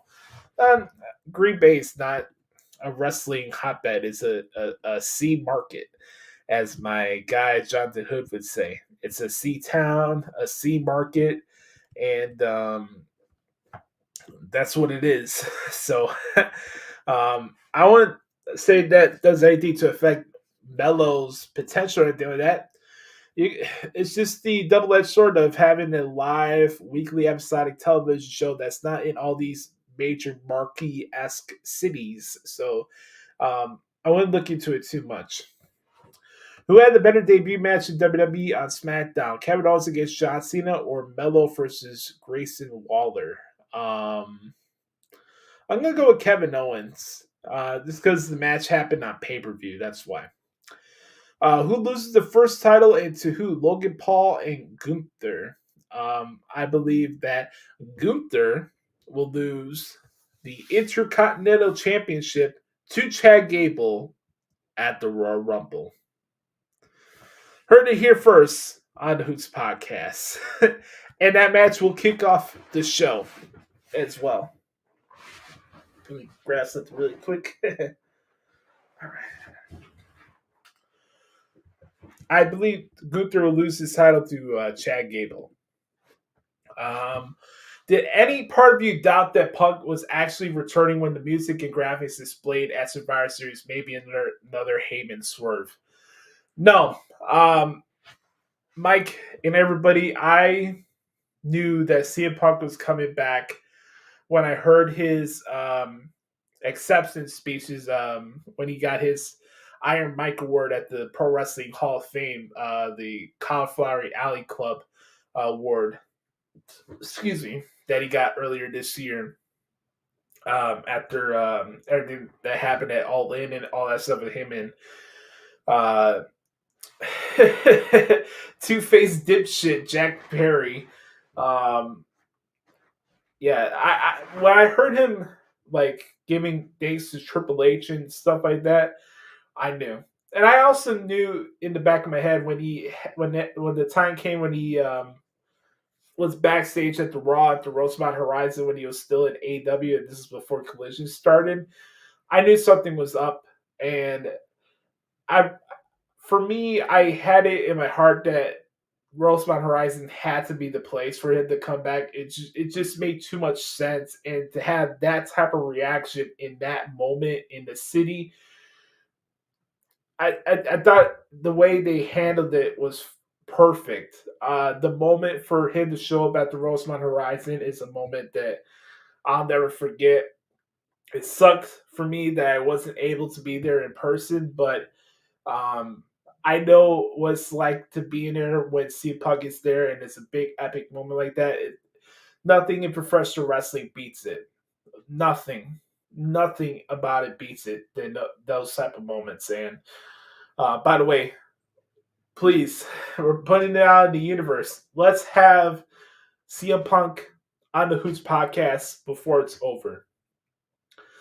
I want to manifest this interview. Me and CM Punk, let's make it happen. Let's have Punk on the podcast before I end this show. Before we get to the end of the show, I want to have an interview with CM Punk. I got to make it happen. I'm putting it on the universe. I'm manifesting it. It's got to happen. Me and CM Punk having a conversation with each other. I have to have it happen. And folks, spread the word on social media. That would really help us be realistic with the opportunity to even have a chance to interview him. So, who do you think Punk should feud with first and when? I have heard some chatter that it'll be Dominic Mysterio at day one. Possibly. We'll have to see how that goes. Maybe it's something where they have a promo at the beginning of the show. One thing I do think is certain that Punk will kick off day one. I think Punk will be the first person you see when the show goes live on air in San Diego. And it only makes sense. Punk is fighting Dominic Mysterio. San Diego is Dominic's hometown. It makes sense.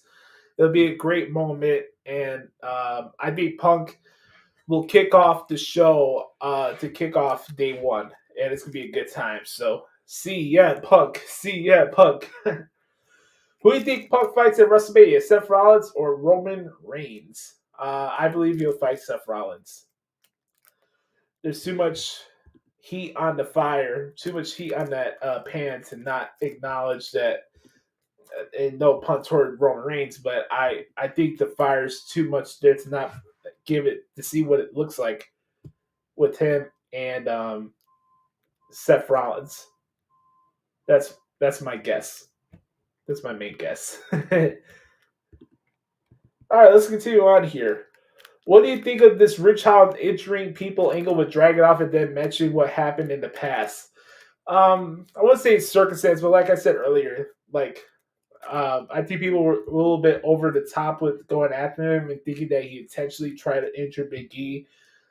I'm sure there'll be more that meets the eye, but we all know for Drag It Off's character, he said many times that he acknowledges and accepts the fact that he sacrifices his body for our entertainment, and that's just how it is. So I think there's more to the angle, but we just got to let it play out. Do you agree that Carmelo Hayes staged his own attack and that he'll turn on Trick Williams at New Year's Evil? Yes. Who had the better Iron Survivor match at Deadline? The men with Trick's last minute comeback or the women's with Davenport dominance? I'm going to go with the women. I thought the women's Iron Survivor was better, but I thought the moment with Trick was fantastic. What do you think of the biggest moment in NXT that you can't believe Shawn Michaels did this year? Bring the Undertaker to NXT. That's probably the biggest one for me. Who loses his title first, Roman Reigns or Gunther? I'm going to go with Gunther. as I said it earlier. Is R-Truth really in the Judgment Day now, even if McDonough won't lead the group? He's there by disguise. I think he's an honorary member of the Judgment Day. We'll have to see how that goes. Also, the good brother Chris and I went back and forth about this, but do you see AJ Styles join the bloodline in some way? I just found it weird they let him walk by them, which is where in WWE. No, I think this is a scenario where everybody's out for themselves. And honestly, maybe the match at the Royal Rumble is a fatal four-way. But no, I don't believe that AJ Styles is part of the bloodline. I don't believe that. What are your thoughts on Lexis King so far? I like it. I like what I've seen so far. I like the promos. I think his work has been good. Much more interested in what he's been doing now than he was as the Hollywood Blondes or the Varsity Blondes, whatever the hell they were calling them in AEW. So I liked what I've seen so far from Lexis King. I think he's been doing some good work. What are your thoughts on who I refer to as the brand new Texans? Do you see them making the playoffs even in the 7th seed? I think the Texans just missed the playoffs, but I think they'll make the playoffs next season. Let me do that real quick. Do you see the Ravens and 49ers having a rematch in the Super Bowl? I think that's who we're getting. Possibly. Believe it or not, that Super Bowl was in New Orleans. I remember that. That was the one where Ray Lewis played his last game, so that'd be interesting. It'll be a good game too, but I am going to go.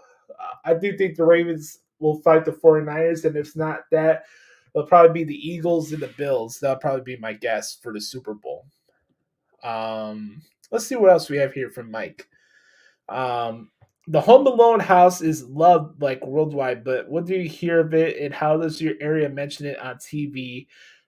Is it sightseeing destination for people out there? I haven't heard about this, to be honest with you. I have no idea that this was a thing, but look, there's a lot of things that from the 90s are popping up. I know there's like a Saved by the Bell restaurant here in the city of Chicago. I haven't seen it yet, but look, I would not be surprised if there's like a How I Met Your Mother bar, like McLaren's. You know, I'm sure we'll have like a McLaren's visitation type of thing. I know they did like this Disney 100 exhibition display thing in the city as well. So it doesn't intrigue me, but if it's something that people want to check out, I think that's cool. I have no problem with it. What surprise role will we see Pat McAfee in next in WWE somewhere else? Let's see, maybe Pat's a surprise entrant in the Royal Rumble match. Why not? Let Pat be a surprise entrant in the Rumble match. We all heard the song Little Boo Thing, among others, repeatedly this year, but what is your song of the year? Well, my song of the year, Mike, and you know this very well because I share this a lot, is We Don't Fight Anymore by Carly Pearce and Chris Stapleton. It's one of the best and heart-wrenching love songs that I've heard in a long time. It's that damn good, and it's one of the best country songs I've heard in a long time. So I'm going to go with We Don't Fight Anymore. That song's phenomenal. And then finally, also, Morgan Wallen has collabed with Lil Durk and Drake this year, but you see him doing a song with Bad Bunny at some point next year. I can see it. Yes, I can definitely see it. I know a lot of people are trying to go after Morgan Wallen, and I know what he said was wrong. I don't think it was cool for what he said. I am a fan of his, so I'm not going to be a hypocrite and duck and hide from it. I am a fan of Morgan Wallen, and I listen to his songs pretty regularly, especially when I'm doing my workouts. So I'm a fan of Morgan Wallen, but and I don't know, man. He made a mistake, and I don't accept that use of that word. I don't. I'm not a fan of it. I've never been a fan of it, and I never will be a fan of it. But I'm not going to cancel the guy. People need to learn from their mistakes and not make them again. That's the biggest thing. You need to learn from the stupid shit that comes out of your mouth sometimes. So, sorry, I'm not going to cancel Morgan Wallen just because he's doing a music video with Drake. I'm just not doing it. Finally, he says here, well, have a Merry Christmas and a Usi New Year. I hope we have another Christmas season of Hootness. No. Well, Well, Mike, I appreciate you, good brother. I appreciate you coming in and saying some questions. You killed it. Same thing applies to the good brother Chris Aletta.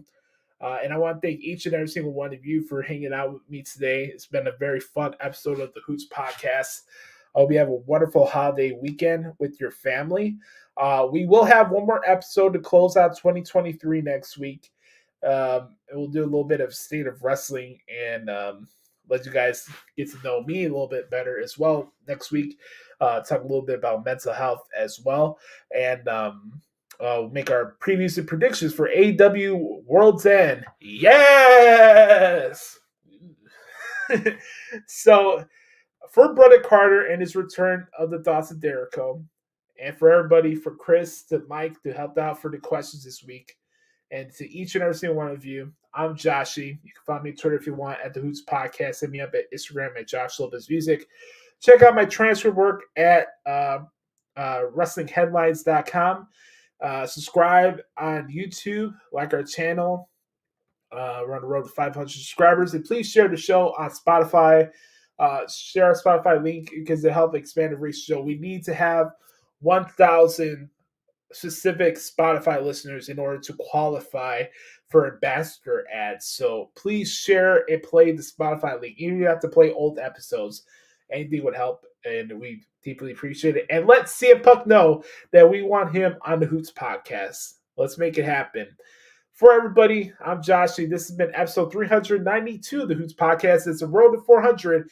Now turns to 393, which means 7 more episodes left here on our road to 400. I love you guys. Have a wonderful holiday weekend. Have a happy new year. Happy holidays. We love y'all. Have a wonderful weekend. Yeet.